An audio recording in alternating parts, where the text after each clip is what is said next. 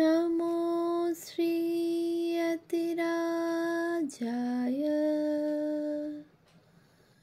विवेकानन्दसूरये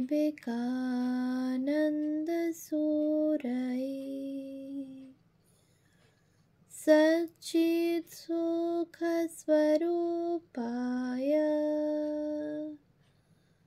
स्वामिने तापहारिणे।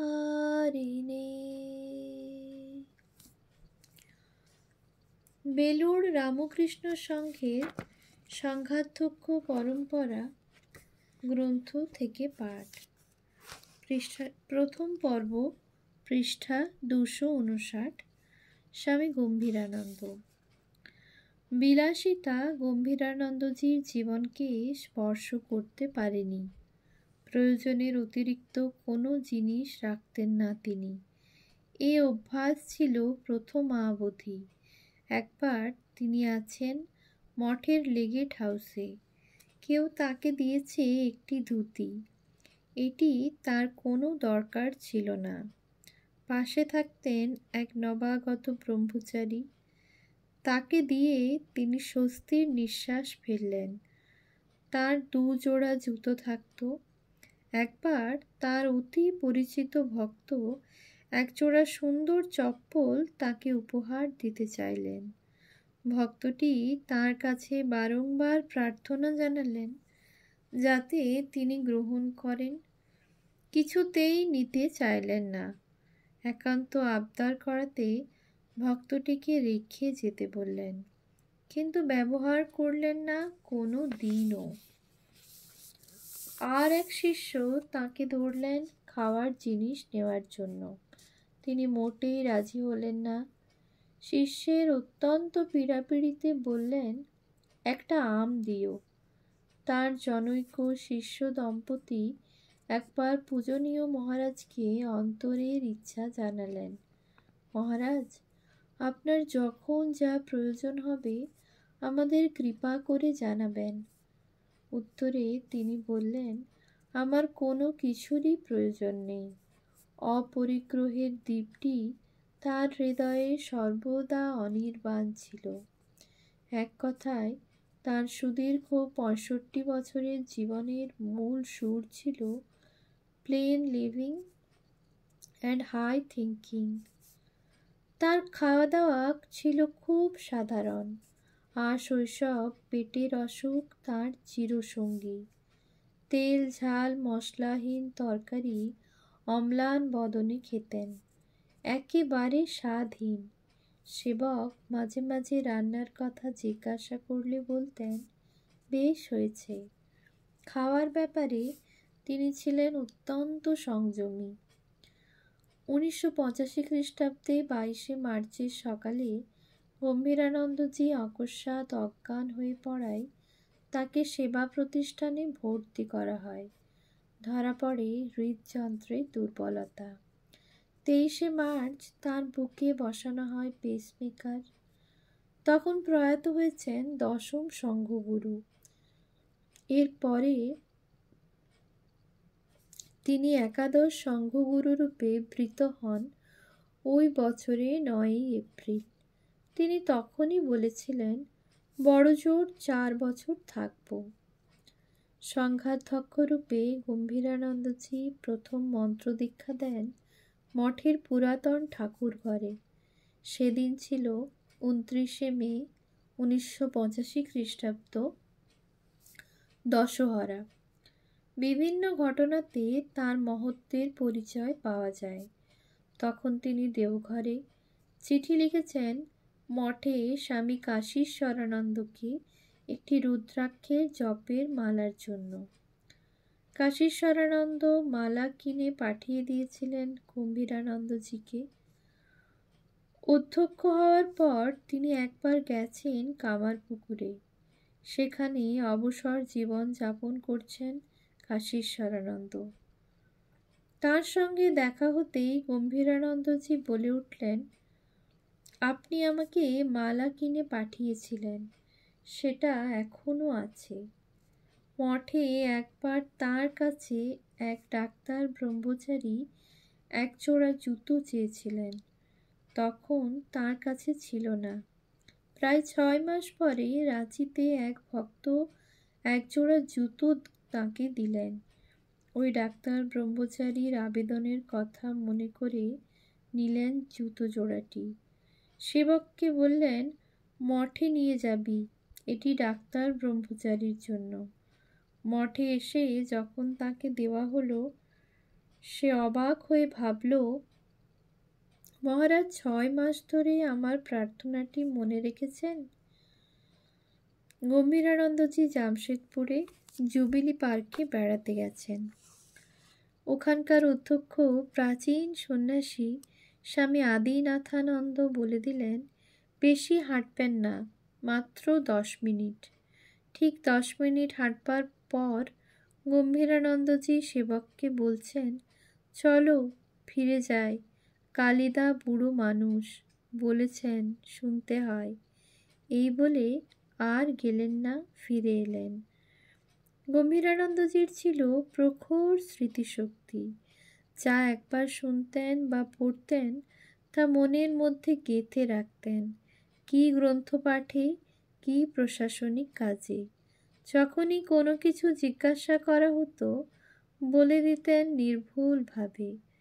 বহু প্রাচীন সন্ন্যাসী বলেছেন, ওর মতো স্মৃতিধর সাধু কম দেখেছি। এই সেদিনের ঘটনা। প্রতি সন্ধ্যায় মঠ প্রাঙ্গণে বেড়ান সেবকদের সঙ্গে। একদিন প্রসঙ্গ উঠেছে ব্রহ্মসূত্রের ভাষ্যের কথা। জনৈক সেবক সে সময় ব্রহ্মসূত্র পড়ত। পূজনীয় মহারাজ, কি পড়ছিস আজ?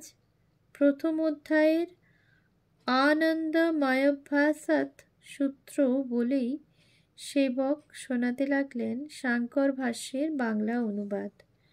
শুনেই বললেন, ওটি শঙ্করের মত নয়, বার্তিককারের মত। সেবকটি জোর দিয়ে বললেন, না মহারাজ, ভাষ্যে পরিষ্কার লেখা আছে এটি শঙ্করের মত। মহারাজ, না, ওটি বার্তিককারের মত। দিন 2 পরে সেবক ভাষ্য পড়ার সময় দেখল যে পূজনীয় মহারাজের কথাই ঠিক।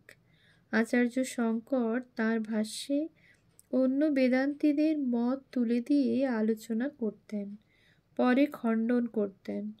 সেবক তাই মনে করেছিল ওটি ভাষ্যকারের মত। পূজনীয় মহারাজের স্মৃতি দেখে সেবক অবাক হয়ে গেল। শ্রী রামকৃষ্ণ সংঘের প্রথম মহাসম্মেলনে গম্ভীরানন্দজি ছিলেন দর্শকের ভূমিকায়। সংঘের দ্বিতীয় মহাসম্মেলনে 1980 খ্রিস্টাব্দ তিনি ছিলেন বক্তা। 2টি সম্মেলনে তিনি সভাপতিত্ব করেছিলেন। সুচিন্তিত ভাষণে মুগ্ধ করেছিলেন সবাইকে। মহাসম্মেলনে প্রথম দিনের বৈকালিক অধিবেশনে তিনি ছিলেন সভাপতি। বিষয় রামকৃষ্ণ ভাবান্দোলন। সভাপতির ভাষণে তিনি তার বক্তব্যের শেষে বললেন, Thus the Ramakrishna movement is expanding by its inner strength and pointing out to the world the real path of human progress. The world is athirst for such a message, and its ultimate success can never be doubted. For the Upanishad says, Satyameva Jayate Nanritam. 1985 খ্রিস্টাব্দে তাঁর অধ্যক্ষতাকালে সংঘের প্রথম যুব মহাসম্মেলন অনুষ্ঠিত হয়েছিল। তিনিই ছিলেন এর উদ্বোধক। স্বামীজির আদর্শকে বাস্তবে রূপায়ণ করার আহ্বান জানিয়ে তরুণদের বলেছিলেন, স্বামীজি নিরূপিত আদর্শ হল আত্মান মোক্ষার্থাং জগদ্ধিতায়চা, নিজের মুক্তি ও জগতের কল্যাণ সাধন। শেষ কথাটি জগদ্ধিতায়চা শ্রীরামকৃষ্ণের বাণীর আলোকে বোঝা প্রয়োজন। তোমরা জানো, তিনি একদিন দয়ার কথা বলতে গিয়ে হঠাৎ থেমে বলেছিলেন, তুমি দয়া করবার কি? এক ঈশ্বরই দয়া করতে পারে মাত্র। এই ভাব আমাদের কর্মযোগ সম্বন্ধে ধারণার এক নতুন দিগন্ত খুলে দিয়েছে। এটি সমাজসেবা মাত্র নয়, এটি একটি আধ্যাত্মিক সাধনা, নিরহংকার হয়ে ঈশ্বরার্পণের ন্যায় অপরের হিত সাধনের মাধ্যমে চিত্তশুদ্ধি। শ্রীরামকৃষ্ণ এই ভাবকে আরও এক ধাপ এগিয়ে নিয়ে গেলেন, দ্বৈত ভূমি থেকে অদ্বৈত ভূমিতে উঠিয়ে দিলেন। উপকারক বা উপকৃত থেকে ঈশ্বর ভিন্ন নন, কাজেই ঈশ্বরে কর্মফল অর্পণ করার প্রশ্ন ওঠে না। পক্ষান্তরে শ্রীরামকৃষ্ণ সেবাধর্মের কথা যা বলেছেন তার ভাবকর্মই ঈশ্বর উপাসনা। এই কর্মের দ্বারা আধ্যাত্মিক উন্নতি ছাড়া অন্য কোনো স্বার্থ সাধিত হয় না। তোমরা তো তরুণ, খোলা মন তোমাদের, তোমরাই পারবে রামকৃষ্ণ মঠ ও রামকৃষ্ণ মিশন প্রচারিত উচ্চ আদর্শকে বাস্তবে রূপ দিতে। সেবকদের প্রতি গম্ভীরানন্দজির প্রখর দৃষ্টি ছিল, যাতে তারা নিয়মিত পড়াশোনার সময় পায়, জপ ধ্যানের সময় পায়, সেই দিকে লক্ষ্য রাখতেন, খোঁজ নিতেন।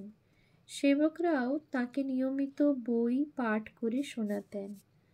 এমনও হয়েছে সেবক পড়া ছেড়ে তাকে চা দিতে এসেছে। জানতে পেরে বিরক্তি প্রকাশ করে বললেন, তোর নির্দিষ্ট পড়ার সময় শেষ হলে আমাকে চা দিবি, তাতে আমার চায়ের দেরি হয় হোক। বিশেষ বিশেষ দিনে সেবকদের পাঠিয়ে দিতেন গঙ্গা স্নান করার জন্য। বলতেন, এখনই এসব না করলে বুড়ো বয়সে করতে পারবি না। আবার খোঁজ রাখতেন সেবকরা গঙ্গা স্নান করেছে কি না। তাদের অসাক্ষাতে কয়েকজন সন্ন্যাসীকে বলেছিলেন, ওরা আমার শরীরের সেবা করে বটে, আমি করি ওদের মনের সেবা। সেবকদের সঙ্গে বেশ হাসি ঠাট্টা বা রসিকতাও করতেন তিনি। গ্রামীণ উন্নয়ন ও রিলিফের কাজে গম্ভীরানন্দজির উৎসাহ ছিল খুব। সংঘের কাজ যাতে বিস্তৃতি লাভ করে সে কথা বারবার বলতেন। বৃদ্ধ বয়সেও তিনি সংঘের বিভিন্ন অনুষ্ঠানে, ত্রাণ শিবিরে ও গ্রামে গেছেন। আরামবাগের হুগলি কাছে গৌরহাটি গ্রামের আশ্রমের প্রতি তার বিশেষ ভালোবাসা ছিল। প্রধানত তাঁরই আগ্রহে ওখানে নির্মিত হয়েছে শ্রী শ্রী ঠাকুরের মন্দির ও মর্মর মূর্তি। আরম্ভ হয়েছে গ্রাম উন্নয়নের কাজ। গম্ভীরানন্দজির অধ্যক্ষতাকালে মঠ ও মিশনের কেন্দ্রের সংখ্যা বেড়েছে 10টি। আগরতলা ও বারাসত 1985 খ্রিস্টাব্দ, মেদিনীপুর ও আটপুর 1986 খ্রিস্টাব্দ, মাদুরা, পালাই ও লখনৌ 1987 খ্রিস্টাব্দ, সিকড়া, জয়পুর ও টরন্টো 1988 খ্রিস্টাব্দ। এর মধ্যে শ্রীরামকৃষ্ণ পার্ষদ স্বামী শিবানন্দজি, স্বামী প্রেমানন্দজি ও স্বামী ব্রহ্মানন্দজির জন্মভিটাস্থ কেন্দ্রগুলি হল যথাক্রমে বারাসত, আটপুর ও সিকড়া। মেদিনীপুর ও লখনৌতে মঠ কেন্দ্র নতুন করে খোলা হলো। পালাই কেন্দ্রকে ত্রিচুর কেন্দ্র থেকে পৃথক করা হলো। তিনি সংঘাধ্যক্ষ ছিলেন 4 বছরের কিছু কম। এই সময়ের মধ্যে তিনি বহু মন্দির, গ্রন্থাগার প্রভৃতির উদ্বোধন করেছেন, ভিত্তিপ্রস্তর স্থাপন করেছেন। সব সময়ে সংঘের কাজে সক্রিয়ভাবে সাড়া দিয়েছেন। নিজের অসুবিধা কষ্টের কথা বিন্দুমাত্র চিন্তা করেননি। ওম শান্তি শান্তি শান্তি। হরি ওম তৎসৎ। শ্রীরামকৃষ্ণার্পণমস্তু।